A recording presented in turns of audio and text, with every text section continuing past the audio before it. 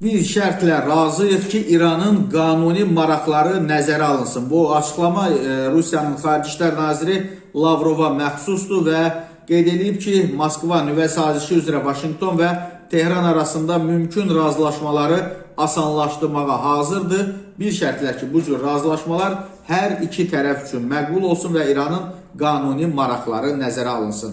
Və Lavrov qeyd edib ki, biz kömək etməyə, vasitəçilik etməyə İran baxımından faydalı olacaq və Amerika üçün məqbul olan istənilən roli oynamağa hazırıq. Bu xüsusilə qeyd etmək istərdim ki, İran İslam Respublikası nüvə silahlarının yayılmaması müqaviləsi çərçivəsində razılaşma əldə etməyə hazırdır. Bu danışıqları nüvə məsələlərinə aid olmayan məsələlərlə yükləməyə çalışanların, bununla da çox riskli vəziyyət yaratmağa çalışanların nəzərə almalı olduğu fundamental məqamdır. Qeyd edək ki, Lavrov bu açıqlamanı İranın Xarici İşlər Naziri Abbas Araqçı ilə danışıqların yekununda deyib.